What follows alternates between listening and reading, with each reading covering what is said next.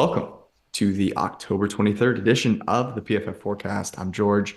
We've got a great show ahead. We've got Ben and Brad. We're going to break down what we just watched in week 7, talk a little bit about who should be buying and who should be selling with the trade deadline fast approaching, talk a little bit about the concept of going all in. We saw the 49ers go very much all in on Christian McCaffrey, and that paid off as they beat the brakes off of the Kansas City Chiefs. Oh, they did not. Wait, okay.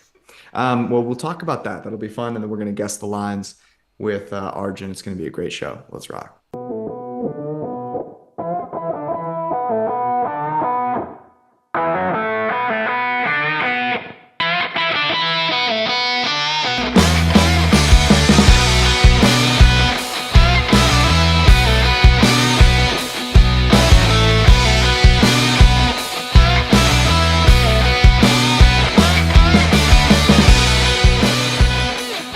All right, fellas. Week 7 is in the books.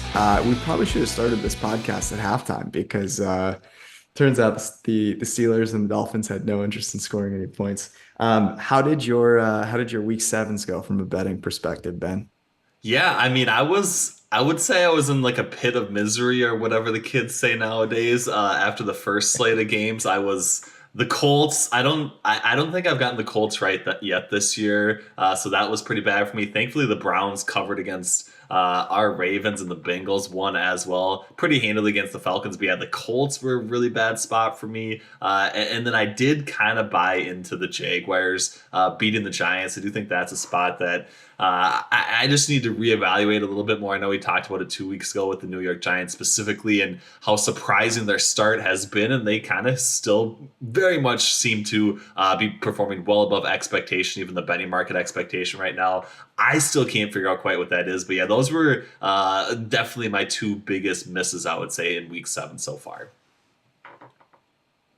This Brad, what was about you? yeah, by far my best week of the year, which was a very, very pleasant Sunday, and I think I deserve it heading into tomorrow's massacre with the Chicago Bears. But yeah, went 4-1 on the picks I gave out last Sunday, with obviously the Patriots pending, but also teased Raiders and Dolphins, and then right before the game, kind of a hedge was like, you know what, 7.5. I got the hook on Pittsburgh. It moves it from 7 to 7.5. I figure, hey, you know what, little hedge action, why not? Hit the middle, which was nice. So, I got both sides of that bad boy. So I'm feeling pretty good heading into tomorrow night. Oh, look at you. Yeah, that actually bodes well for us tomorrow. The locks of the week, we did a trio this week. We had DeAndre Hopkins over 5.5 receptions. That cash is the lock of the century on Thursday night. We had Browns plus 6.5 as our Sunday lock of the week. That looked tenuous before the game. Brad, you were scaring the daylights out of me with all the injury news. It looked tenuous during the game when they were down 10 and they managed to cover there. And tomorrow we have Patriots -8, I think is the number that we got it at. So this means that the karma is in good shape for you to just get absolutely destroyed as a Bears fan. For me, I don't know that I had any bad beats today. I had the Falcons in the Super Contest, and that immediately did not feel very good. Right. I don't know if anyone is still restoring the roar, but like, we're going to talk buyers and sellers here in a second. I think Dan Campbell should just start selling everything that he has because it looks really, really terrible there. Coming out of a bye and scoring 6 points is pretty pathetic. And I thought, the defense, I mean, Jeffrey could have 15 tackles today, which I thought was kind of funny. So those are my bad beats. But great W by or cover, I should say, by the Brownies. And what else broke well for me today? I guess I had a couple. I was 3-1 on my bets from last Sunday night, which was good. I will say this: I think my happiness for the week is going to hinge on whether the Patriots can cover 8 Right. points against Justin Fields.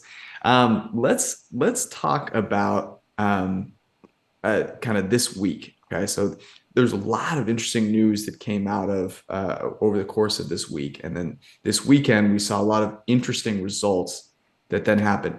What was your guys' one big takeaway? We'll start with you, Ben, from this weekend. Yeah, definitely. And I know we kind of talked about this segment last week as well, but are you going to buy or sell the Green Bay Packers and the Tampa Bay Buccaneers as being like legitimate contenders? I think very much. We were kind of on the bandwagon the fact that these guys they need to do something if they actually even want to compete in what is a really down NFC, and I think that is all the more apparent, obviously, losing to what I would consider, the worst team in the league in the Carolina Panthers from the Tampa Bay Buccaneers perspective. And then I don't really think, the Washington Commanders are all that far off, being the worst team in the NFL as well. And so the Green Bay Packers, I think, are even in a worse boat than the Tampa Bay Buccaneers are right now. And I don't think either one of them, are going to. If they make the playoffs, are they even going to be favored in the first in the wild card round? And I do think that is very much like a real fact, and unless like some drastic changes happen, those are two teams that I think the market's going to be overvaluing here for the next 3 to 5 weeks this season. Brad, what about you? Yeah, I would say, kind of like Ben was talking earlier, try to read the market and get a gauge of maybe where I'm seeing teams differently. And you nailed the Seattle Seahawks this past week. I didn't take the Chargers, but I guess they would be laying more points than they were. I thought it was a little bit short. I didn't take it. And Seattle beat the brakes off them. And they are a team that I have simply been undervaluing for a long time. And then kind of a tangential takeaway on that team. It's funny. In the draft, you think like, you talk about trying to have 2 or 3 hits per year. Seattle had maybe 2 of the greatest draft classes of all time in 2012 and 2013. Then were just awful for a decade. They now have both starting tackles, both starting corners, a good rotational edge in Boye Mafe. And of course, Kenneth Walker, we probably think he went a little early, but he looks really damn good so far in his play. So it's funny how there's not a lot of consistency, but every once in a while you hit on 6 picks in a year and it can change the entire trajectory of your team in short order. Damn it, you stole mine, Brad. That was the big thing. It's okay. It's okay. We can join in on the Seahawks bandwagon. There are people out there on the internet that want me to apologize for a bunch of different things. The Seattle Seahawks fans have been relatively quiet, but I issued an apology to Pete Carroll. I came on this podcast over the course of the summer, and I was like, this was a joke by the management and ownership of the Seattle Seahawks. They chose an aging head coach who seems to not understand offensive football in 2022 over Russell Wilson, who's been a top 5 quarterback for the majority of his career. Now, I don't think the Russell Wilson thing, there are a lot of other contextual factors there. It looks like Nathaniel Hackett is really lost. He's been injured. So I don't necessarily want to say Russell Wilson stinks, but Pete Carroll, I mean, I don't know if I'm over indexing on Tariq Woolen, but the fact that this dude pulled Richard Sherman twice, right. And I'm not going to, I don't think it's fair to say Tariq Woolen is going to be, one of the 3 best corners or, maybe the best corner of his generation. But, kind of, you do it once, that's great. You start to do it again, oh my God, and the Geno Smith thing, Russell Wilson was a guy that no one really, that everyone sort of wrote off in the draft process. And Pete Carroll picked him up and turned that team into a really great unit with him. People wrote off Geno Smith. He's done the same thing. Geno Smith's playing ridiculously well. And the reason I'm making this my big takeaway. They're playing the Chargers, and all week, what did we hear? Right. So last Sunday night, it was one of the plays that I made. Brad, you're right. That's probably the most correct play that I had of all week, and had them in the the Circa Millions contest.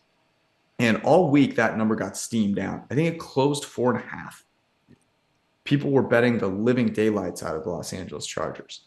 And, you heard every single person that had any access to betting data was 85% of the cash is on the Chargers. You're on the Seahawks. Here's the data on, teams that are getting 80+% of the cash.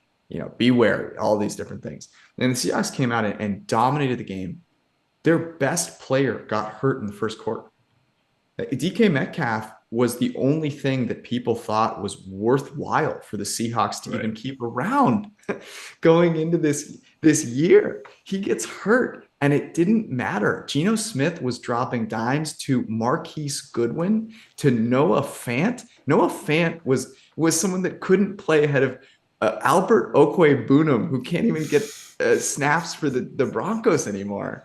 And that defense that people were just writing off, left and right, was making plays on the ball against an MVP candidate with his full complement of weapons, I might add. Keenan Allen was back today at home in a really big game for them, right? They needed to come through and win that game with how the Chiefs were playing. And so, yeah, I think that the Seahawks, I don't want to say are for real, but a team that probably should have been a seller, at this point, and we'll jump into this, I think now, I think in an NFC that you just pointed out has some teams that suck. Like, should the Seahawks be buying to try and make some sort of a playoff run? I can't believe I'm saying that, but they look to be certainly a contender, at least for a playoff spot, and maybe to be a team that is to be feared in the playoffs. Brad, would you agree, and maybe we'll get into the buyers and sellers here now, that they should be a team that would go in and make some plays at the trade deadline? It's interesting because their entire division, every team has already made a play or has tried to make a play. Obviously, your 49ers, I know you were ecstatic about the move for Christian McCaffrey. We'll I'm ready. I'm wetting the whistle here to get ready. I said that mid-sip of water, so you almost spit it out as a spit take. But yeah, obviously the Cardinals trading for Marquise Brown, trading for Robbie Anderson, making a bunch of moves, and the Rams will do something, I'm sure, in the next 10 days. Given who they are. So I think that skews both ways. Do you want to follow suit with them, or do you want to stay patient, save up all these savings, get ready to maybe pay Geno Smith some big money, and make some other moves this offseason? I think they would explore. I don't see why you wouldn't make a small move here or there, maybe a veteran edge rusher on a bad team so you can add some juice. Opposite Uchenna Nwosu, Darrell Taylor still, had a good game today, but nothing special. That would be maybe something I would look into, is adding a, rotational edge rusher, kind of like Melvin Ingram to the Chiefs last year. Not Brian Burns, not a rotational edge rusher. I wanted to ask you about this, Brad. So the rumor was that a team offered 2 firsts, and everyone said, well, that has to be the Rams. I didn't even know the Rams had first-round picks still to provide. Do you know if that was the Rams? And if so, what did they offer? So I don't know for certain, but I really think that is probably the case. If you look at our numbers, I mean, their edge group is last in pressures for us. It's all Aaron Donald. Leonard Floyd is just not a pass rusher. He's a good run defender. He's a good player, but that's not he doesn't win one-on-one matchups. And so they deal with 2024 and a 2025, which is as far out as you're allowed to trade as of right now. The thing too, though, I want to point out, because everyone keeps talking about is 2 firsts. People don't forget, Khalil Mack was 2 firsts, but they sent a second-round pick back. So it's not like Brian Burns is just getting 2 first-round picks. I'm sure there was also some other picks moving different directions. But, yeah, long answer short, I don't know who it was. I'm sure we'll find out. My guess is those Rams. I want to get your take, Ben, on the kind of go-all-in mentality, because – so here it comes. I'm going to talk about the Christian McCaffrey stuff. By the way, I was enjoying a lovely evening. I was in Santa Barbara, went out to a nice dinner, my girlfriend, her sister, and her sister's boyfriend. Wonderful evening. And we're going to get a last drink after dinner, and I see the news come up on my phone. And the only thing, before I saw I didn't know what the compensation was yet. And I was just like, for the sake of my relationship, I really hope that the compensation isn't something crazy, because I'm going to lose my freaking mind. And you see come through, basically a charcuterie board of picks. And the first thing that crept into my mind, aside from like, holy fuck, was, do we even have these? I didn't even know we had all these picks to trade. Like, we must be literally giving everything up, just scraping the bottom of the pan to find things that we owe. And, look, I'll say this. Christian McCaffrey is like one of my favorite players in the NFL. I'm from the Bay Area, played at Stanford. Dude is really, really good at football. This was a joke of a trade. I mean, and you saw it play out today, right? The Carolina Panthers missed him 0. Their running backs romped all over the place in their beatdown of the Tampa Bay Buccaneers.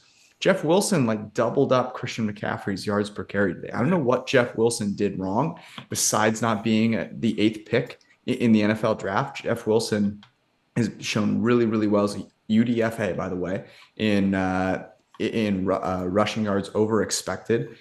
Flashed again today. And here's the big thing, and this is why I sort of have a little bit of an issue with this kind of go all in bonanza, which is if you are going to go get a player to go all in with, and that player doesn't matter in the grand scheme of things when you have to play another really good team, and that's the only players that really matter there are going to either be a great quarterback or a player that can play with a great quarterback in those situations where you have to throw the ball. I mean, the San Francisco 49ers made that move to win a Super Bowl. You aren't even competitive at home against the Kansas City Chiefs, a team that you obviously would have to beat, or a team better than them potentially to win the Super Bowl. And going to get a running back who isn't going to make that difference for your quarterback to become elite, I just thought was kind of pathetic. But you've seen all these other teams go in, the Broncos obviously with Russell Wilson. And it's interesting. Ben, what did you make of that trade, and what do you kind of make of what we've seen so far through 7 weeks of this kind of go all in mentality that teams are having?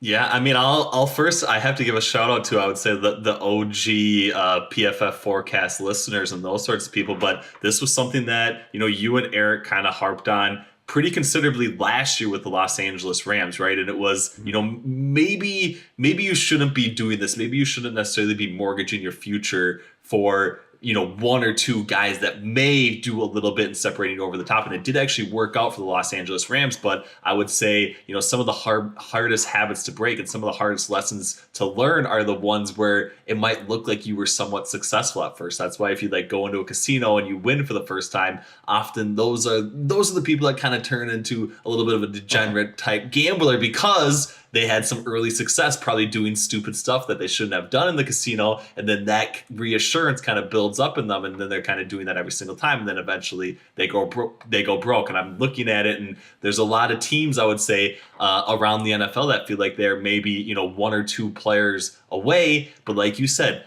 at a position that isn't necessarily going to actually get you over the hump against a really good team, against a quarterback like Patrick Mahomes. And I think you saw that play out today. I mean, even a guy like Nick Bosa, who is, very much, I would say, a defensive player of the year candidate, really doesn't have a huge impact on this particular game because unless Jimmy Garoppolo can go toe to toe with Patrick Mahomes and win in a shootout type environment, there's just no way that the San Francisco 49ers can win this matchup. So I think that, very much I'm still against, the all in mentality. I think, we talked a little bit about the Seattle Seahawks. They could be a team that maybe makes a move towards the trade deadline. We have Geno Smith, I think, as like the second best offensive quarterback from a PFF grading perspective through the first 7 weeks of the season so far, pending grades for week 7. That would maybe be a team that has a strong case for it. But again, they also, have DK Metcalf. It looks like a somewhat serious injury. So unless they're maybe doing something to upgrade at that position,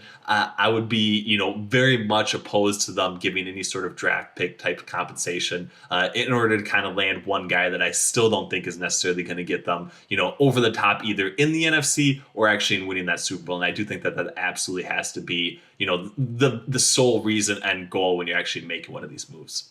Yeah, it just needs to be made really clear to people. Tariq Woolen was a 5th-round pick. There's some fans out there that are really angry about trading, giving up 5th-round picks. I don't want to mention them specifically. I'm not sure they deserve that, given what happened today. I don't think they need to be kicked in the shins here. But that building through the draft, I think teams look at or fans look at something like the 49ers throwing in, a bunch of those late round picks. Like, God, those guys are never going to turn into anything.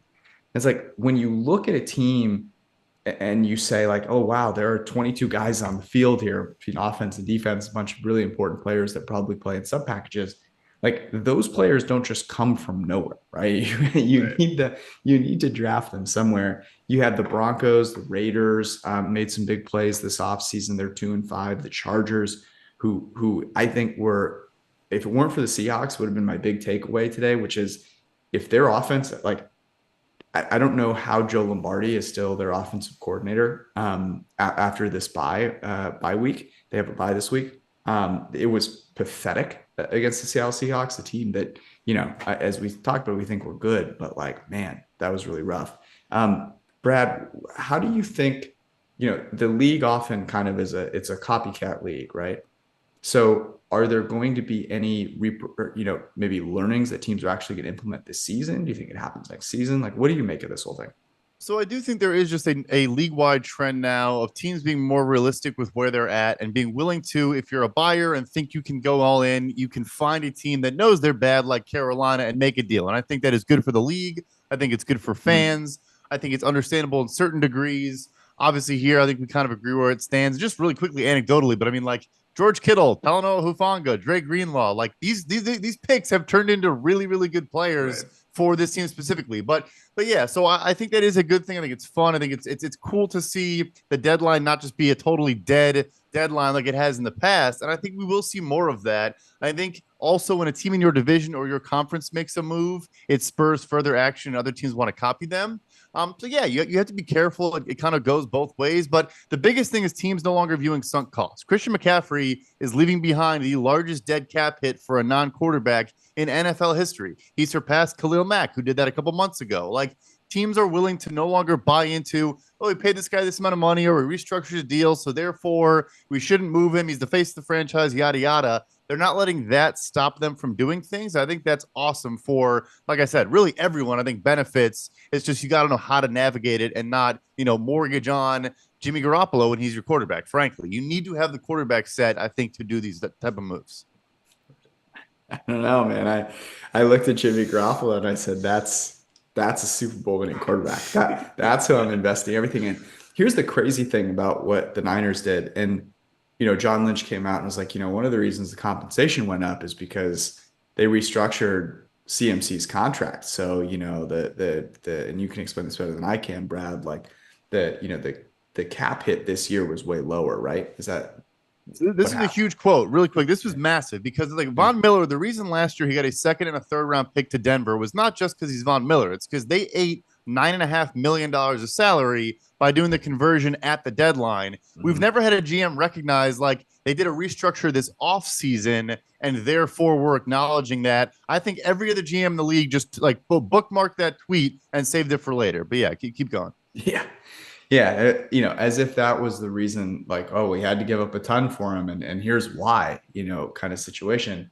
But what I think is really interesting about this move is not just the faith in Jimmy Garoppolo for this year, but the faith in Trey Lance going forward. Right. Like, you have no capital to do anything. You can't draft another quarterback. You can't trade up to go get another quarterback. Like, and what we've seen from Trey Lance has been really bad. Now, granted, it's been very little, but that was the other super confusing thing about it. It's a great point, right? George Kittle, fifth round pick, right? Like these guys that are star players in the league are not all top, at first or second round picks. And there are obviously some really good ones out there, and you want those premium positions. But yeah, it's super interesting. Let's get into buyers and sellers here. And let's just start. Let's go around the horn at teams that we think should be buyers. If you've got a top three here, and I'll start with you, Brad, teams that should be buying. And if there's anything you kind of know about what they might be buying or they might be looking for, drop those nuggets as well.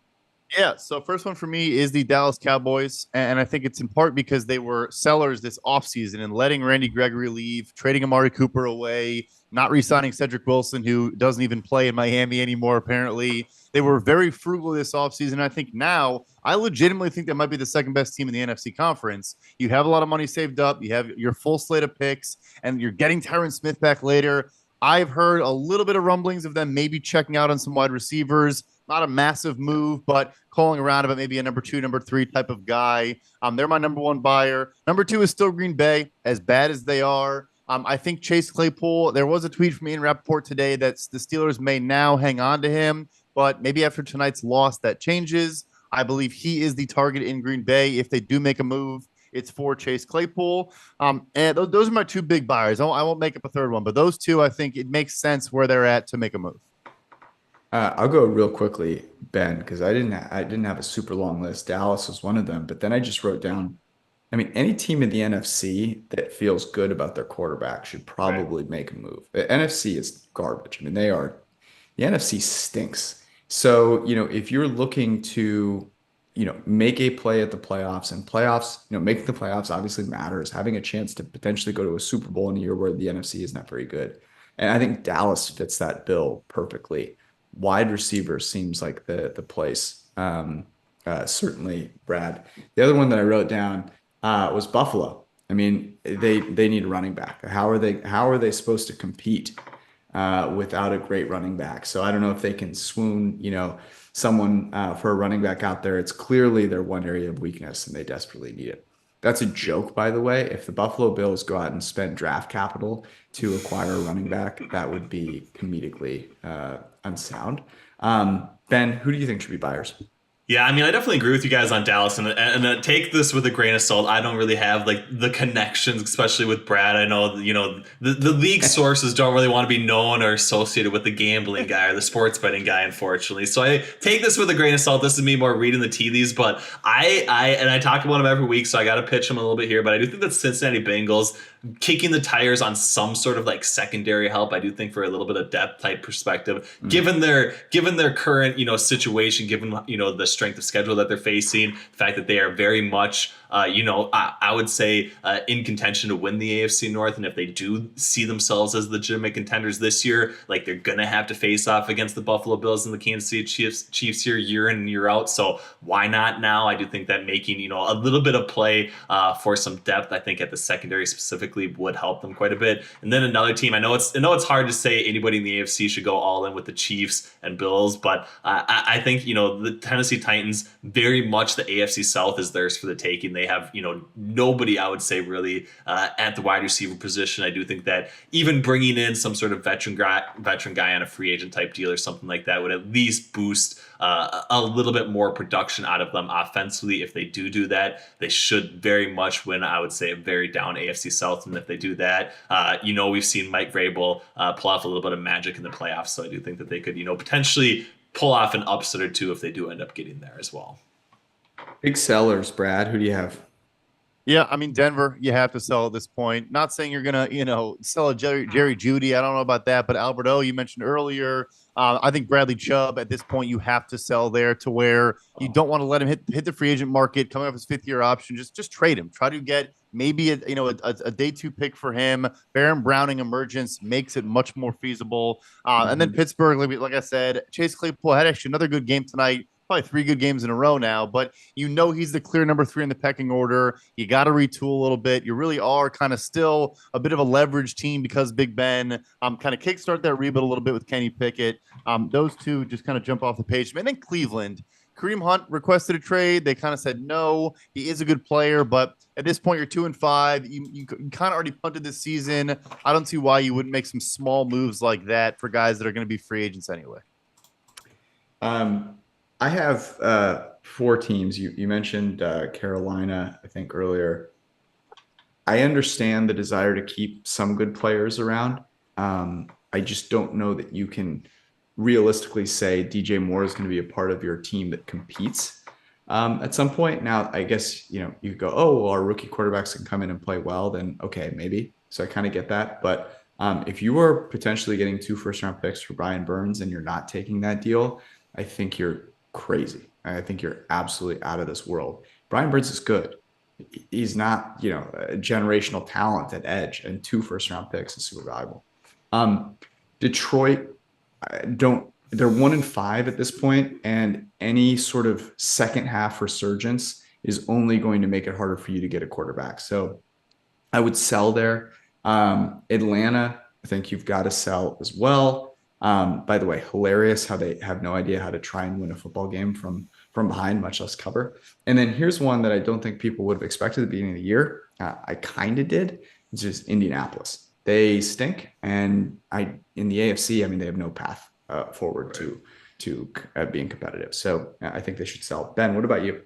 Yeah, I mean, I would go with 2 teams in the AFC. I think the Raiders specifically with a guy like, Rocky Sin, who they traded for from the Colts basically for Yannick Ngakoue. He's actually graded, I would say, fairly well. So I do think, from a depth piece, the fact that they, have missed on so many other draft picks here for the past few seasons, getting back anything to help them, kind of stock the cupboard a little bit more, I think makes a lot of sense for a Raiders team that, won today, but I still think is nowhere close to contending in the AFC. And then I know Brad Brad might bury me on this one a little bit, but I also think the New Orleans Saints should probably be selling. I think, specifically some pieces along the defensive side of the football could definitely play and get decent return. I'm not quite sure, what all that would entail, but I do think that, from where they are at and the situation they have at both quarterback and the wide receiver position, with only Chris Olave and Jarvis Landry and everybody else kind of beat up, I think that they should probably be sellers, I would say, coming out of the NFC. That's interesting because, I think you could make a case for the Saints in the NFC to be buyers, with how bad the NFC is, right? So you could have a lot of teams in the NFC that you could make a case kind of either way, because where they go, it would be interesting to see. Brad, do you know if they're gonna roll with Jameis going forward? Is there any word on that? So, like a rep report multiple times last week leading into the game said, Dalton might keep the job, and then he obviously threw back-to-back pick sixes in about 45 seconds, so that could change the calculus there. But yeah, I mean, they refused to be sellers. They should have been sellers ever since the day Drew Brees hung up his cleats. But the thing with them too is because they restructure every single contract, basically anyone that anybody else wants, if the Saints trade them away, they probably would lose cap space and would they're mortgaged to the gills. It's honestly crazy. But yeah, I agree. I mean, moving Chauncey Gardner-Johnson to Philadelphia probably was smart at this point because you're either going to pay him or figure that out. And I think it's hurt their defense a little bit, but probably was a smart move in retrospect. Ben, we appreciate you coming on every week. Want to get you out of here on this Monday Night Football. The Chicago Bears go to New England. What are your favorite plays right now? I mean, I'm hoping that you guys probably already, teased down, this line basically. So the New England Patriots down to -2. I think, with the Miami Dolphins on that, you already have one side of your winning teaser. That would be the play that I suggested when I did some other spots here earlier today. Other than that, I mean, this is going to be a dark game. I feel bad for Brad, honestly, already. I don't know. I feel like, David Montgomery under 1.5 receptions, but the problem is like, if they get behind, they're going to be dumping, a lot of balls down to either him or Khalil Herbert. So I don't feel great about that. But, I'm expecting a pretty Bill Belichickian performance from the Patriots defense. So I do think playing somebody like, even though I love him like Darnell Mooney under 45.5 receiving yards or something like that is probably the direction that I would lean in this particular matchup. I think if anybody beats the Patriots here on Monday night, it's not going to be Darnell Mooney, unfortunately. I think that's going to be kind of the focus of the Bill Belichick defense for sure. Full Komet season is what I'm hearing from you. Ben Brown, you can check him out at PFF_Ben Brown. Drops phenomenal content on Twitter, player props for college as well, which you may want to get involved with. So go check him out. Also get all of his content on the PFF's new app, which you can download by searching PFF on the Apple App Store. It's not out for Android yet. Get all of PFF's betting analysis and written content across all the different verticals, fantasy, analysis, everything, plus our betting and fantasy tools. So go check that out. Also, you can go head to DraftKings. We're about to guess the lines right now, and as soon as we do, you can go make some bets on DraftKings.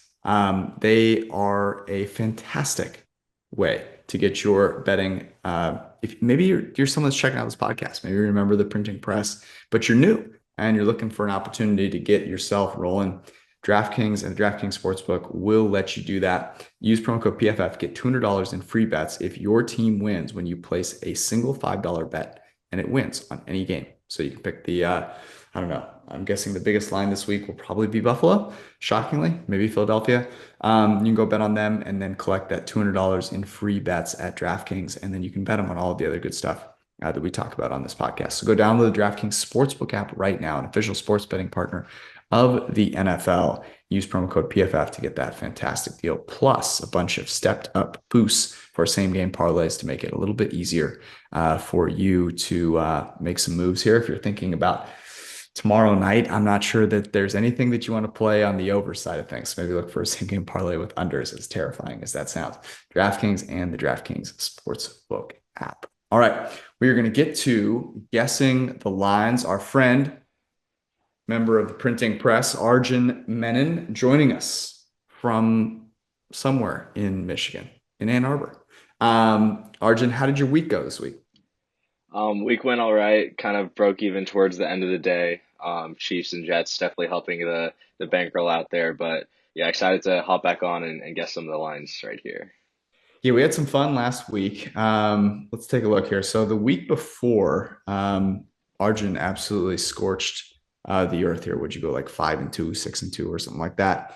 This past week, week 7, what we do is we guess the lines and then we decide whether we're going to bet that game right then and there. I am 3-1. I still have the Patriots left to go tomorrow. Brad, you're 4-1. Do you have the Patriots tomorrow? I Also can't Patriots remember. tomorrow. Yep. Yeah, there you go. So you go 5-1. That'd be big. Arjun, you're 3-3. And are you rolling with us on the Patriots tomorrow? Yeah, squad There we ride. go. Okay, so Social. here it Oh is. yeah. So overall, I'm 11-5. I'm the only person with double-digit wins so far. I'm gonna ride that. I've got a banner hanging in my room in my office already. Me and the New York Jets, the only two teams with banners hanging so far. Brad 9-7, and Arjun, you are 8-5. So let's get right into it. Here's how this works. We'll go through each game. We're going to guess the lines and we're going to decide whether we want to bet them or not. We will start with Thursday Night Football. Baltimore in Tampa to play the Buccaneers. The Chiefs and the Chargers have the bye this week. Arjun, we'll start with you. What'd you have? I have Ravens -1. Wow. Brad, what about you? I have a pick 'em, but I don't blame Arjun. Holy cow. I have Tampa Bay -3. Yeah, Wow. I don't know. I mean, are we're bailing on Tom Brady this early? I'm bailing hard. Yeah. Bailing. You're writing the article. Okay. I see. So Jeff Sherman golf odds at Superbook has it at -2. Brad, do you see it different anywhere Yeah. else? I'm looking at Caesars. I'll pull up BetMGM, but Caesars has Tampa +1. Wow. Caesars has Tampa +1. You might have to bet that. That might be an auto. All right, let's roll with that. Arjun, I'll go to you first. Are you betting? Yeah, I think I'm gonna after we finish recording, I think I'm gonna take the Ravens here. Um, it's not even just betting against Tom Brady. It's like it's betting against Byron Leftwich. I don't know what's going on with the scheme. I think one of your former forecast guests, Fabian Suma, wrote like a great piece about like how the early down runs or the first down runs for the Bucks are Mhm. averaging like -0.13 EPA per play and like a 30% success rate. And every time the Leonard Fournette touches the ball, it just goes to shit. So I think, this is a spot where I think Ravens match up well on the outside. They can hold their own with Marcus Peters and Marlon Humphrey. And then on offense, like Foreman and Chuba Hubbard both average 7 yards a carry. And, this Ravens rushing attack is one of the best in the league. So I think I'm going to back them there. And I just think the Ravens are the overall better team here. Brad, what about you? Yeah. So also just real quick, BetMGM is +1.5. Bucks +1.5. So yeah. I'm still afraid of it. I still don't totally believe in either team in this matchup, but normally I would say, oh, Tom Brady at home catching points on a short week, yada yada. I am not doing that. I have genuine, serious concerns about this team. I watched that entire Carolina game. I mean, yeah, the first and second down runs, they're running on 2nd and 10 with Leonard Fournette with regularity. He's averaging 2 yards a clip, just slamming into the back of his guards. Mhm. They are hard to watch right now. This is what I've been waiting for. I've been waiting for everyone to bail on Tom. Giselle's bailed on Tom. Arjun's bailed on Tom. Brad's bailing on Tom. I think bettors are going to bail on them. They look terrible. Now, what people may forget is Mike Evans running, completely free through the back of the Carolina Panthers defense and then dropping a pass. He catches that. They go up 7-0. I wonder if that game's a little bit different. Baltimore coming off of a W in this one, short week in Tampa. I'm not giving up on Tom Brady. I'm betting the Bucks. Took a lot to say, but I'm riding with it. We have a UK game back in London, 6:30 a.m. on the West Coast, Denver. And I'm guessing this is. Are we gonna have Russell Wilson back? Do you know, Brad? So it says he's trending towards playing, is what Nathaniel Hackett said. I don't think we can know definitively, but I would guess he does play. Yeah, that's what I banked on as well. So Denver against Jacksonville, pseudo home game for the Jacksonville Jaguars because they play in London all the time. Arjun, would you make this one? I have Jaguars -3. Brad? I had Jags -2, and I think the more interesting spread is over under on the amount of Denver people that are calling American Airlines trying to cancel their flight to Heathrow. That's my more.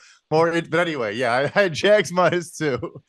Yeah, brutal. I have Jags -4.5. And one of the reasons that I have 4.5 is, I don't know if Denver's going to be selling. So are they going to be trading some players away? I think there's a chance they sit Russell out again. Shoot, I think there's a chance they like fire Nathaniel Hackett after this game. So, what I don't know. It doesn't feel good for Denver, and Jacksonville hasn't played great over the last couple of weeks. But they're certainly a more competent team here. It looks like so Superbook has it at 4. Brad, what are you seeing? MGM is Jaguars -4.5, but shaded towards the Broncos. Okay, so we'll call it 4 there. Arjun, what are you doing with this one? I'm just laying off. The Jaguars have this tendency of like playing really well and then just like losing at the end of games, whether it's not converting on fourth downs or like just allowing some random thing to happen at the end of games. And like I do think this Broncos defense is very good, and I don't really know how Trevor Lawrence is going to be able to respond to a defense like this. So I think I'm gonna just lay off for this game. Yeah, Brad. I'm surprised there wasn't more of a hubbub today about Doug Peterson not kicking a field goal to Yep. go up 7. I want to say it was, and then it kind of came into play later on in the game. I didn't see anyone talking about it. He should get much more flack for on 3rd and I think 15 throwing to the receiver. I think it was Christian Kirk who then tried to throw it back to Travis Etienne on like a reverse, so like with 30 seconds left. He dropped the pass. It was a joke. But anyway. I'm also laying off. If anything, I think I might take the Broncos and just hope that this spread thinks Russ might not play, and then Russ does play, and I get the benefit of a little bit of value there. The Jacksonville Jaguars are 4th in the NFL in early down passing EPA per play, but they suck in all of their situations. They're terrible on 3rd down. They're terrible under pressure. I don't know that they've quite figured it out yet. And I agree with you, right? Denver's defense is a really good unit. I'm laying off here as well. Carolina goes to Atlanta to open up the early slate. Arjun, would you make this? I have Falcons -5. Bradley? I had Falcons -6. I have the Atlanta Falcons -5 in this game, and I feel like that's light. BetMGM is -6.5, so we're all Yeah, short. Yeah. yeah. Yeah, I think that. Well, here, Arjun, what do you have to say here? I'm just laying off. I'm not betting on either team here. I think with Atlanta, when you see today, they're in an obvious passing game script, and they were running the ball. I mean, Marcus Mariota had 13 pass attempts in a game they were trailing by 3 scores almost the entire time. So, not even talking about like why would you trust them to cover a touchdown if they're not trying to score the ball? So probably staying away because it's Carolina, as good as they look today. But yeah, I think just long term, I'll keep betting Atlanta as dogs. And obviously, they're still 5-1 ATS in the season, or 6-1, I guess. But I don't trust them laying points because you just have no faith that they're actually going to try to move the ball down the field.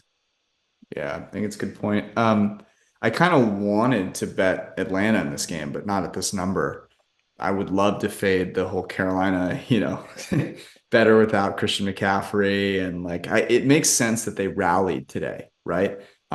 Made sense after that drop, Mike Evans touchdown. Everything kind of made sense for them today. But long term, can't imagine this is going to be good going forward. Chicago, Dallas in Big D. Arjun, what do you make this? I have Cowboys -9. I had Dallas -10.5 in this one. I have Dallas -10, and it looks like that is the number. Brad, you seen anything different? It's not up on BetMGM yet. Obviously, the Bears play tomorrow. Also, we should have mentioned the Bears as sellers. But yeah, no, I don't see it on BetMGM. Yeah, on Superbook, it is -10. Arjun, you doing anything with this? I, it's tough. I think nine's a lot of points. I'm not like too confident in the Cowboys offense at all. I think I'm a little bit lower on Dak than like the public or like the film analyst Mhm. people are. But the thing with the Cowboys, and I think this is one thing that is going to cause a lot of issues for the Bears, is that they stunt at an extremely high rate, like their defense. And like in one metric I built, like a stun rate over expected metric, the Cowboys prior to this week had stunted 20% more than expected, which is double the second place team. And, like a team like the Bears, where it's kind of a young offensive line, not that good. Justin Fields is not, he's not that good at like picking up these type of like defensive tendencies.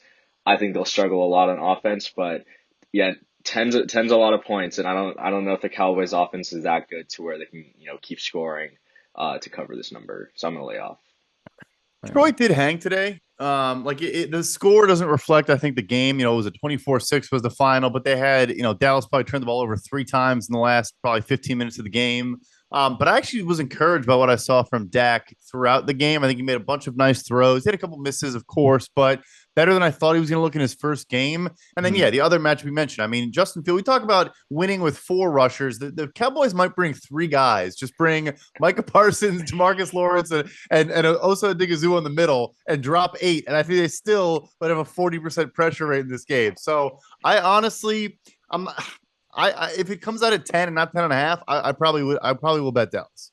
Okay. I'm putting you down.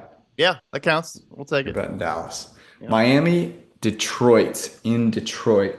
Arjun, would you make this? I have Lions plus 5.5. Brad? So I have the Lions plus 3. Yeah, I have Lions plus 3 as well. I'm seeing 4.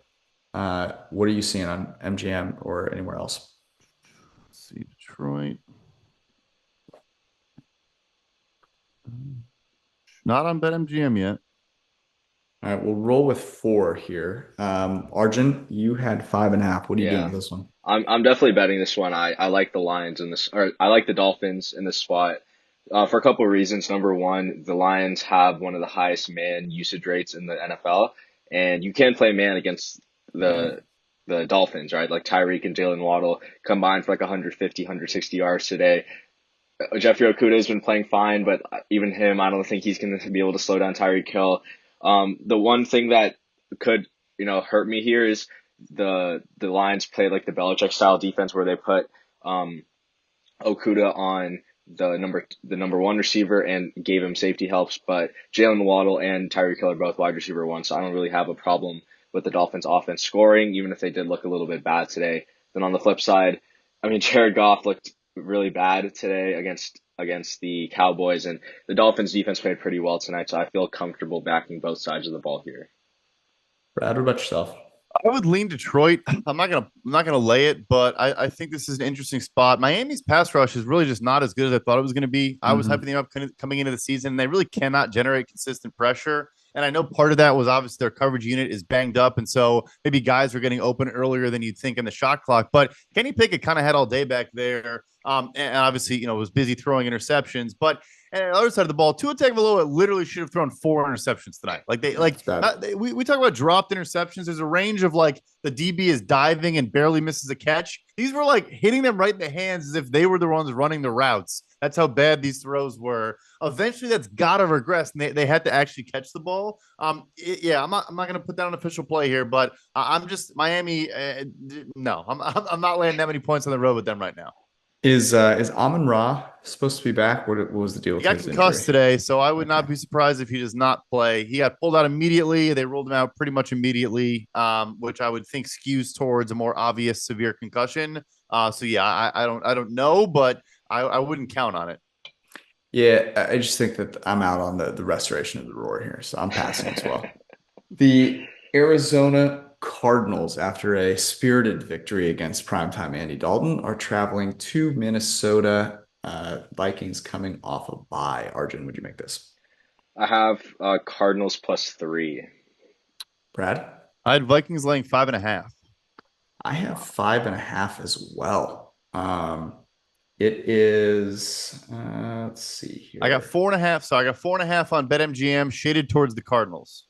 Okay, I see Superbook at 5.5. You said 4.5 on Yeah, BetMGM? with Cardinals minus 115 on BetMGM. Okay. Arjun, what are you doing with this one? I think I'm gonna lay off full game. I do like a derivative like Vikings first quarter bet. I think I've been doing solid on those, and Yes. I think Cardinals again didn't score an opening an opening drive touchdown, still suck unscripted plays. It took like an Andy Dalton pick six for them to finally cover a first half spread, or two pick sixes. Vikings coming off a bye. I think Kevin O'Connell's gonna, have a good game plan coming out. So I think, Vikings first quarter money line, or first quarter like -1. You can get that at like +130. You just won't push if they tie. That's probably going to be something I want to write up for their upside, but I do like their first quarter bet right here. Brad, what about you?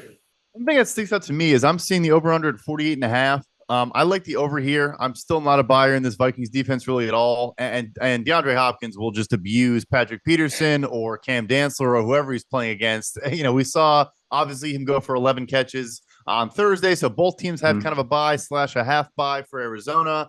And I'm not afraid of either defense, frankly. I think both teams can get abused over the middle. And these coaches can kind of scheme things up over the middle and get these linebackers that can't cover super well. Outside of Eric Kendricks, really, is the only guy on either team that can cover. I like the over 48.5 here. A bye week for the Vikings, I think you could assume a couple of things. Kevin O'Connell went and drew up some plays in the dirt. Kirk Cousins put some reps in at his dad's church, and Kyler Murray played a lot of Call of Duty. Those are the things that I'm pretty confident in.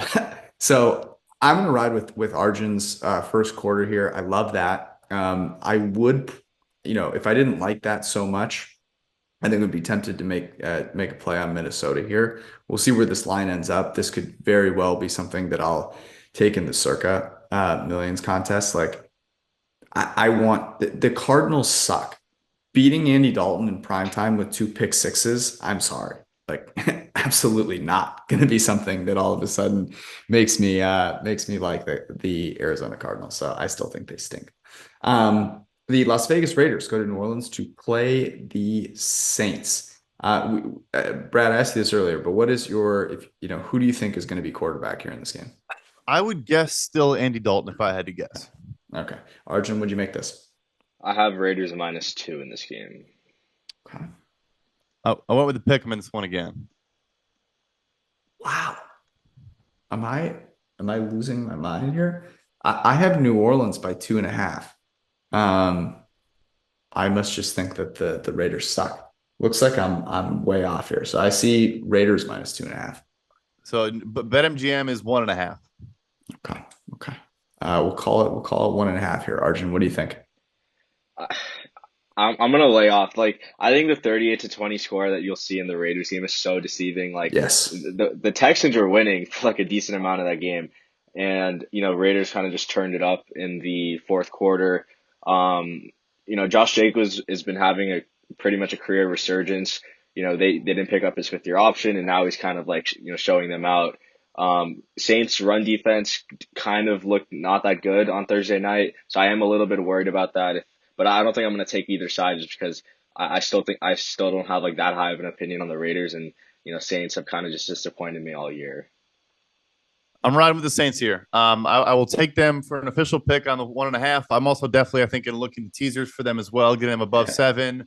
You mentioned the run defense. It hasn't been as good this year as years past, but I think the trench matchup is going to heavily favor New Orleans against this kind of mediocre Raiders offensive line. And then also because it was a Thursday game, no Michael Thomas, no Jarvis Landry, no Marshawn Lattimore, which I think you get him on Devontae Adams. Who else in the Raiders can really beat you right now? A banged up Hunter Renfrow, Darren Waller. Honestly, he might not still play in this one with that hamstring. I like the Saints here a lot. I think it's a nice mismatch for them in a lot of different areas. And the season's on the line for them. Actually, it's not because the Buccaneers lead the division at 3-4. But in theory, the season's on the line for them, I guess. I like the Saints here a lot. I had that same takeaway from watching the Davis Mills experience. Davis Mills in every single road game is like guaranteed. It's not just an interception. It should be, it's a pick six. Like he doesn't throw interceptions. He throws touchdowns.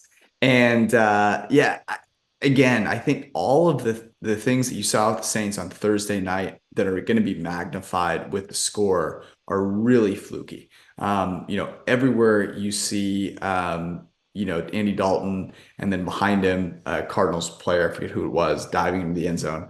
Marco Wilson, yeah. And like that to me is, the perfect kind of snapshot of what that game was. And this is going to be a different game. I'm not expecting that to come back. And you mentioned those injuries. The Las Vegas Raiders not going to be able to cover, Chris Olave plus all of the other juice that they have there back at home in New Orleans. So, yeah, I think this is ridiculous. Both these teams are mediocre, and it's in New Orleans, and that should be worth something. This line, in my opinion, should be 2.5. So even though it's not crossing 3, I will take the Saints here. One final The note, too, real quick. I mean, the Raiders' biggest strength is their edge rushers, and the Saints have one of the best tackle duos in the NFL. Can kind of nullify that a little bit as well. So, Very good point. The New England Patriots go to play the New York Football Jets, who suffered a really shitty injury with Brees Hall going down. Somehow managed to still win the game against like the 5th straight backup quarterback they've beaten. Just a murderer's row of quarterbacks that they've had to go up and beat. But managed to get it done, and now have Michael Carter coming in. Brad, do you think this line moved without Brees Hall? maybe, no. And this is me. This is me like trying to That's make a a joke. joke. I don't think so. No. Absolutely not. There's no way.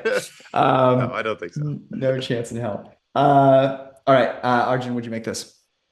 I made this Pats -1. Brad? I had Pats -3. I have the New England Patriots -3.5. I am seeing a pick here, Brad. What are you seeing? I have Patriots -1.5 on BetMGM. Okay. We'll call it 1.5 here. Arjun, what are you doing with this? I'm I think I'm gonna take the Patriots here. The Jets are brothers in Christ, brothers in Vishnu, have made us some money the past 2 weeks, but I think it's time to hop off the bandwagon. Zach Wilson is not a good quarterback. He had a negative 0.23 EPA per play today. The Jets won despite of him, not because of him. And, I think Bill Belichick is, again, we're probably going to see it on Monday night, just the best coach in the league at exploiting young quarterbacks' weaknesses. Last year, Zach Wilson had a 51.4 PFF grade, or PFF passing grade versus Bill Belichick, 46 completions to 40 on 48 attempts, 4 interceptions, and no touchdowns thrown. So this is definitely going to be a Patriots game. It's definitely going to be a under Zach Wilson 0.5 passing touchdowns again game. But yeah, I definitely love the Patriots in this spot. Brad? On top of losing Brees Hall, they also lost Corey Davis in this game. Elijah Vera Tucker, their guard / tackle / everything on the offensive line, also left the game today. And Zach Wilson under pressure is a pumpkin. He is as bad as it gets under pressure. And Bill Belichick's going to dial stuff up. He's going to get home with Dietrich Wise and Matthew Judon playing good football. I think Christian Barmore on the interior, if he does not play Monday, he will play next week, is my understanding. I love that. I mean, this will be like a multi-unit play for me on the Patriots. Yeah, it's gonna be the squad going in on the Patriots for a second straight week. So hopefully we don't sustain any injuries on Monday night here. But I'm with you. I will say this: I have the Patriots in Circa, and my buddy that I do that with. When I saw Mac Jones was playing, I sent him the tweet, and I was like, with an F bomb. I would prefer Bailey Zappi. I got to be honest with you. And one of the reasons that I prefer Bailey Zappi is I think it brings out the best in Bill Belichick. He's got that like I'm winning with a guy that no one knew existed kind of mentality. And I want that edge from Bill Belichick. I'll be interested to see how Mac Jones plays. The quote from Mac Jones about something, I'm going to get it wrong, but something to the extent of, yeah, I'd love some of the same kind of game plans that Bailey Zappi has gotten. I thought was the most pathetic quote, and he probably didn't mean it that way, but was just weak, in my opinion, was soft. So I'm team Bailey Zappi. That said, I'm Bill Belichick versus Zach Wilson is the only thing I need to know about it this game. And yeah, I'm taking the Patriots. Philadelphia is hosting the Pittsburgh Steelers, Battle of Pennsylvania here. Arjun, would you make this? I have Eagles -10. Brad? I went really big. I have the Eagles laying 13 points in this game. Oh, wow. Yeah, I have the Eagles -12.5. I'm close to you there. I see 10.5 Jeff Sherman at the Superbook. Brad, what are you seeing? Not on BetMGM. Okay. Yeah, I'm guessing because of the Steelers just finishing out. Yeah. So let's go with that 10.5. Arjun, what are you doing with this? So like I think I would have gone with like what you guys did, -13, -12.5. But the Eagles just like they struggle so much in the second half at like keeping these leads and increasing their leads. And that's just like been the big point of like why I don't really bet the Eagles full game. I just bet them first half. So if we can get their I don't know if I want to make this an official play because I don't have the half spreads, but if we can get their first half at like -4.5, -5, or -5.5, I would definitely lay that number. Because Eagles are just an absolute wagon in the first half. I think they've covered every single week, or at least they've only lost like 1 week or something. Steelers have one of the worst offenses in the NFL. Eagles coming off a bye should get some of their defensive guys healthy, should be able to tear into that Steelers offensive line. And, they match up well with Claypool, with Pickens and Deontay Johnson with, they probably have the best cornerback trio in the league right now. So, I think I'm okay making Eagles first half an official play, but I think 10, 11, 12 is a lot of points to lay for this Eagles team. Brad? I like that a lot. Yeah, I'll be joining you on the first half. Yeah, they have let a lot of teams back into games, but some of those teams were teams that had offenses that could score, like the Detroit Lions in week 1, and Arizona kind of backdoor covering everyone when Kyler Murray does his craziness at the end of games. And Pittsburgh can't do that. When they try to do that, Kenny Pickett's throwing interceptions left, right, and center. So yeah, you mentioned Vontae Maddox with Darius Slay and James Bradbury. They'll have Chauncey Gardner-Johnson, talking shit the whole time. I won't do it because it's a ton of points, but the first half, I'm going to go big time with you as well. Yeah. Yeah, I get on board with that. I think about Pittsburgh getting the doors blown off them by the Buffalo Bills, and this could be a similar situation here. I like the matchup quite a bit with the way that Philadelphia can cover some of those receivers. I mean, Pittsburgh should have got blown out by the Dolphins, but the Dolphins just couldn't quite figure it out this week. So I'm tempted. I'm tempted to lay the 10.5, but 10.5 is a big number, and Kenny Pickett's a little spunky. So I will pass. And when we see the first half line, I'll probably jump on that as well. The last, sorry, now we are on to the afternoon slate. Before we get there, want to remind everyone, a friend of the podcast we haven't talked about in a little while, Bro Throw. And if you don't know what Bro Throw is, let me break it down for you. It's basically you betting against other bros or brunettes. What's the like gals? I don't know what the Yeah, I don't want to the say female what version. came to mind. Yeah, the female version of bro is, but they're on there. In fact, I have been paid out by members of both sexes on Bro Throw, and you pay no fees, no juice. There's no middleman, so it's not a sports book, and you just get to place bets against other people. Super simple. You get paid on Venmo, Cash App, whatever the hell it is. It's very easy. I've been paid every single time. So whether it's PayPal or Strike or Skrill or whatever these things are that I don't even know, you're in good shape. You bet $10, you win $10, as opposed to a sports book where you've got to bet 11 in order to win 10. So go to Bro Throw, and here's the deal. It's only for an initial group at first. They're limiting the number of people that can sign up. So you can sign up using brothrow.com/PFF right now to go check it out. So go make that happen right now at brothrow.com/PFF. All right, we are on to, oh, actually, sorry, I messed that up. One more thing. Western Southern, our friends at Western Southern Financial Group, they have something to tell you. You might focus on your roster moves on your fantasy team, but Western Southern can help you make money moves, buying your first home, planning to start a family. I don't know if you're starting a family right now, but you might be thinking about buying a home because the way the economy is shaping up. So go to westernsouthern.com/PFF to start figuring out how you can make your goals a reality with a game plan built just for you. All right.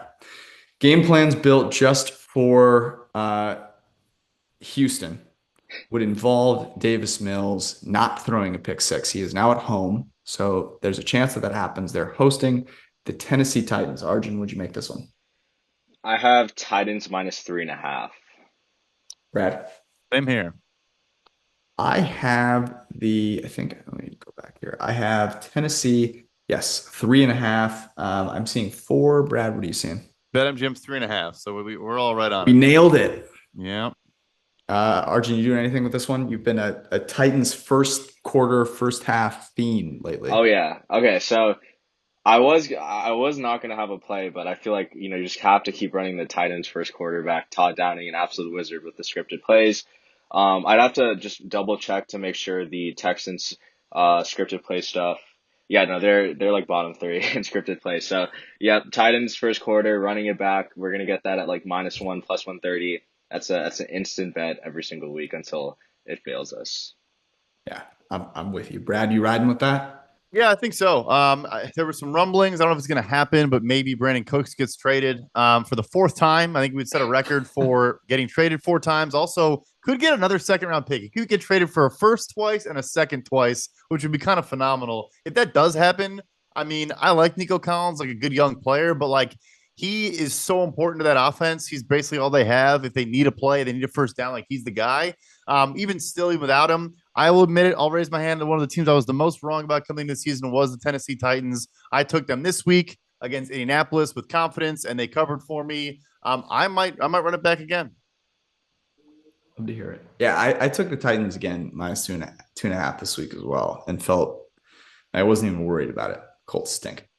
Um, Washington, speaking of the Colts, Washington and Taylor Heineke go to Indianapolis to play the Colts. Arjun, would you make this? I have Colts -3.5. Colts -3.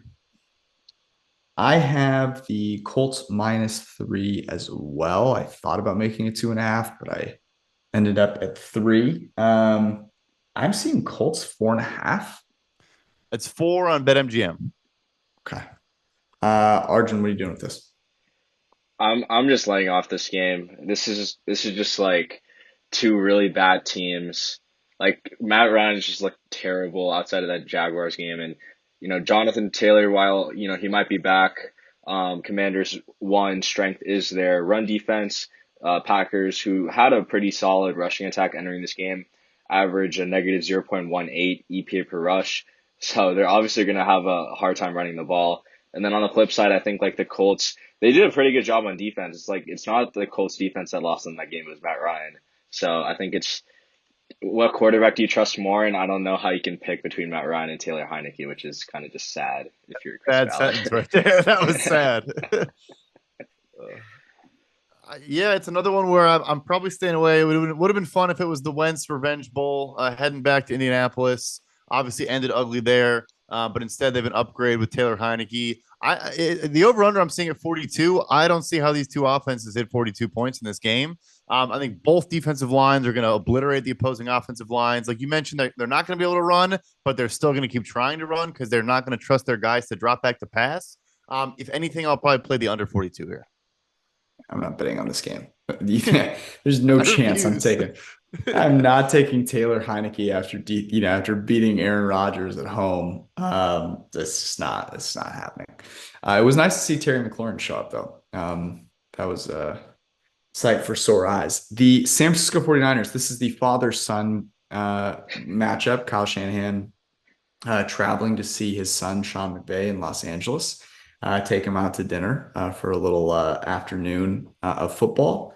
The Niners and the Rams in Los Angeles. Arjun, would you make this? I have Niners -1.5. What was my third pick 'em of the day? Okay. I have the Niners -2.5. I am seeing 2.5. Brad, what are you seeing? BetMGM is Rams +1.5. Okay. All right. We'll call it 1.5 here. Arjun, what you thinking? It's a tough one because I think the Niners are the better team, but they're just so banged up. Patrick Mahomes averaged 0.72 EPA per play today, which is absolutely absurd. But I don't think that happens if the Niners like have some of their guys back. I don't believe Charvarius Ward got hurt. I think during the game. Yeah. I think the only way I know that's because Eric was tweeting that out during the game. But like Rams don't have no boom anymore, so they had the bye week to kind of like game plan through that. But I mean, this Niners D line could just wreak havoc like they did last game, and I don't feel comfortable laying it with Jimmy though. I don't know. They didn't really like impress me, and losing by 21 to the Chiefs at home isn't too inspiring. So I'm going to jump on that. I'm probably going to play the Niners here. Not probably. I'm going to play the Niners here. Probably going to start Ty Secchi, who is a great swing tackle and a veteran, but he's about 38 years old. Has not played yet this season. Was on the Colts practice squad, and the Rams signed him. I'm guessing he's going to be a starting left tackle in this game. They did have some injuries to various Ward. I think Talanoa Hufanga had to leave the game Yeah. as well, but Another they have concussion. depth there. They have good players. Across the board in that defense. And George is being nice. I mean, he literally Kyle Shanahan is owns Sean McVay, and I see that continuing in this game. I'm playing the Niners as well. And I don't have any, I haven't looked at any information around what we expect the stadium to look like. Given what happened in that NFC Championship game, I'm guessing that the faithful made a point to buy some tickets to this game. And this is a big game for the Niners here. They have gone all in on this season. They need to come with it in this one. And let's be very clear here. The Rams offense is nowhere near the Chiefs offense. They are on different planets right now. And so I know it's a week for Sean McVay to like scheme and get things going. But I'm going to take the Niners -1.5 at home in Los Angeles. The New York Football Giants, one loss, New York Football Giants playing in Seattle against the Seahawks. Arjun, would you make this? I feel like I'm gonna be so off here, but I have Giants +1.5. Okay. I'm finally, like I talked at the top of the show, finally giving the Seahawks their respect. I have them -2.5. Same here. What are you seeing on BetMGM? It's that. It's Seahawks -2.5, actually -115 on the Seahawks. So Okay. Arjun, what are you doing? I'm gonna lay off. I think I don't really know what the Seahawks like offense is gonna look like with that DK Metcalf. I know they kind of had a pretty good day against the Chargers, but Chargers had one of those just like what happened to them games. So I don't really know how to react too much to that. I will say Kenneth Walker, since I watched that whole Seahawks game, is an absolute beast. Like I would not like. I mean, I tweeted it out. I had to delete it because I had too many Jets fans in my mentions. But like Kenneth Walker, I think has been the best rookie running back. Yes.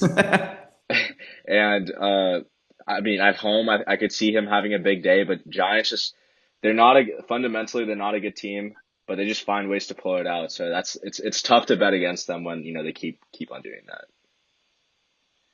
Typical me to like fade the Seahawks 10 weeks in a row, and then now I get on them and they lose. But yeah, you mentioned the fundamentals in the Giants.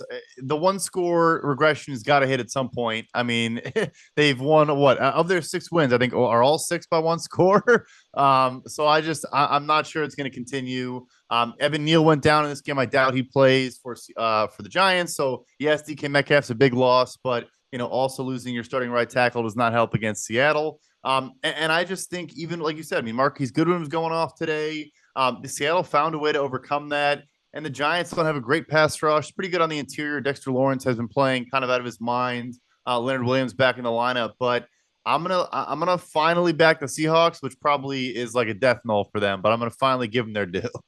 Yeah, that means I'm not going to back them. I think I'm back the Seahawks all but maybe 1 week this year, and it's done me very, very well.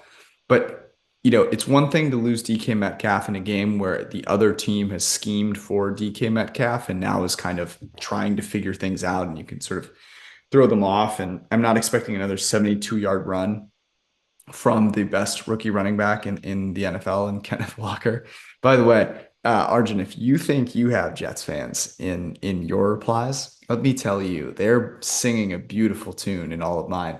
And nothing cracks me up more. It's so funny, man. They're all like, why don't you, address my tweet, address my tweet. It's like, look, if there's anything for me to address, I absolutely will, but like you're a team that's beating backup quarterbacks with a crappy quarterback, and you've had a rookie running back who's broken off some nice runs that have been schemed up really well. So like, congratulations. Yeah. Breece Hall didn't get touched on that touchdown run. The breakaway speed was definitely impressive. Like, obviously, good credit. You can't find a fast player past round 2, Arjun. You can't do it. Guys like Tariq Woolen who run 4.3, you have to draft them in the first 2 rounds. I don't know if you know that. And So, clearly the Jets fans have figured that out, and kudos to them. It's really, really impressive. But yeah, it's really funny, man. I am enjoying watching them win their Super Bowl here 7 weeks into the season. Yeah. Um, yeah, I'm laying off. I'm laying off. I can't do it here without potentially DK Metcalf. The Seahawks have been, they've been underdogs for the most part, and people haven't really believed in them. I think this week people will start to believe in them. That worries me a little bit. So I'll wait to see it happen. Sunday night, Green Bay goes to Buffalo. I am going to guess that this is going to be the biggest underdog that Aaron Rodgers has ever been, maybe in his career, maybe since his rookie season. I don't have the data points on that, but that's going to be my guess. Arjun, would you make this? I'm not gonna lie, like when I was guessing the lines, I'd already seen the line from our friends Ben Baldwin and Lee Sharp because they were Mm. tweeting it out. And I think Lee Sharp did confirm your thing that like I think the spread is 10 or 10.5, and it's the largest spread for any Aaron Rodgers quarterback game. Um, so I'm sorry if that like kind of blew it, but yeah, I was gonna guess like 9.5, but I saw it on Twitter at some point. So I have 9.5, which as I was writing, I was just grinning from ear to ear. It was truly beautiful. And it is, I also looked it up. It will be, if it closes there, the biggest underdog of his career. I had 9.5 as well. And I thought about making it 10. And I'll be honest, the only reason I didn't make it 10 was because of Aaron Rodgers. And I sort of felt stupid saying that because at the same time I was looking on Twitter and he was sitting there in a bathrobe, like talking about how it was good that the team got beaten so badly, and that was good for them. They're going to go into Buffalo and no one's going to believe in them. And as crazy as it sounds, because they look terrible, they were without Randall Cobb. That's going to take some adjusting. They were without David Bakhtiari as well. That is a big loss. So I'm not going to totally write them off and, say that they can't cover double digits here. But if this is like 40 to 10, I, I don't think I would be surprised. Is there any angle that you have here, Arjun, or are you laying off? Yeah, I'm laying off. I think the Bills are a house, but like I don't know if I really learned anything new about the Packers because like the I knew the Packers offense sucked or like wasn't like that good before this game, but I was like really surprised that their defense was allowing the Commanders Mhm. to drive in and drive out. I mean, they had like a 47% success rate on late downs, which is like a pretty high number, especially given all the investments the Packers made into their secondary and their defensive line. And I mean, the Bills are a house, so I think it's probably best to lay off, but I don't think you can. I don't really know how you could back the Packers on the road with the Bills coming off a bye. I mean, as an NFC North guy, Rodgers plus 10.5 points. It's very, very intriguing. What talking about David Bakhtiari? The quote from Zach Tom, the rookie who played left tackle today, was like the saddest quote you've ever read. It was like you see David walking around practice, and you're like, I know I have to stay ready based on how he's walking around practice. Like we all know, like you got to be ready. Not trying to laugh at his injury. He's obviously a phenomenal player, one of the highest paid left tackles in the NFL for a very good reason, but just like the way he characterized it was basically like, yeah, you're always, you can be playing any point. Yeah, so I agree. Like 40 to 10 wouldn't shock me, but I'm definitely not laying that many points against Aaron Rodgers. 47.5, the total is kind of intriguing because, yeah, the Packers defense on paper, great. In reality, not that great. And then Buffalo, you can kind of run on still this year. You can do some things against them. It could just be such a high scoring effort from Buffalo that they kind of give up some soft touchdowns late. If anything, I would go Green Bay, but I'll probably stay away as well. Monday night is Cincinnati in Cleveland, Arjun. I made this Bengals minus 2.5. Same here.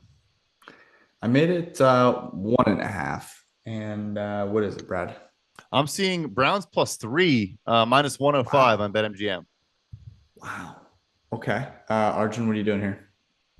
All right, I have a question. So, like, do you think we learned anything new about the Bengals offense against this Falcons secondary?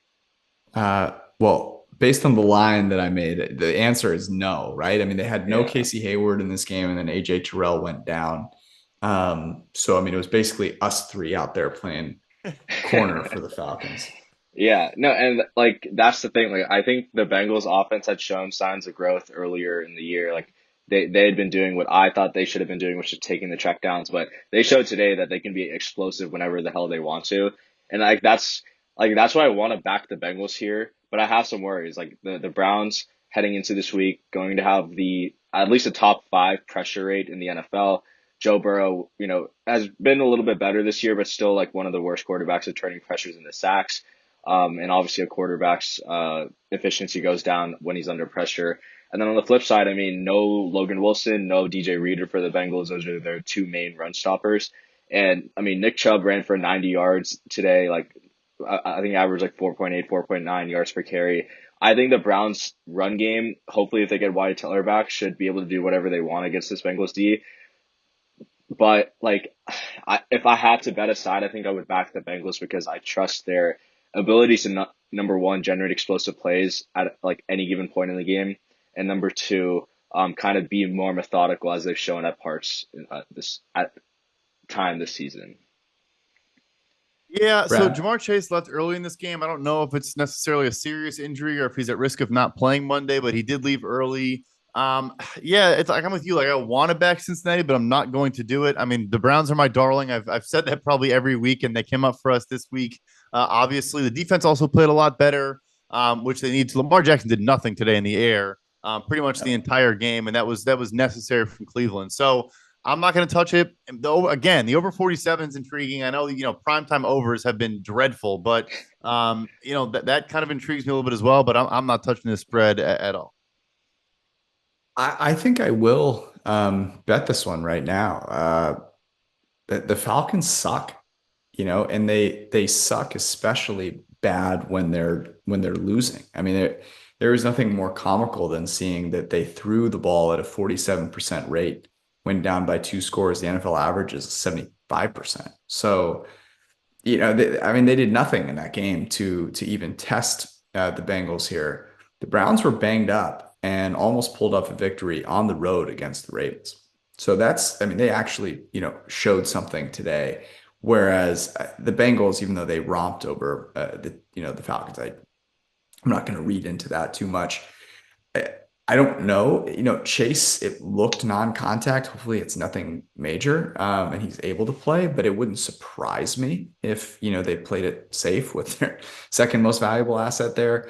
Wyatt Teller, was a big miss for Cleveland, but they still ran well today. So if they get him back, I agree with you. I think it's a big opportunity. Plus, you have Myles Garrett against either one of those tackles for Cincinnati. I will take that to the bank as well. So I have no idea what the weather is. Maybe it's a little windy. You never know in Cleveland there. But I'll take the full 3, in a divisional game with the home team that has the far, far superior coach in Stefanski over Zach Taylor.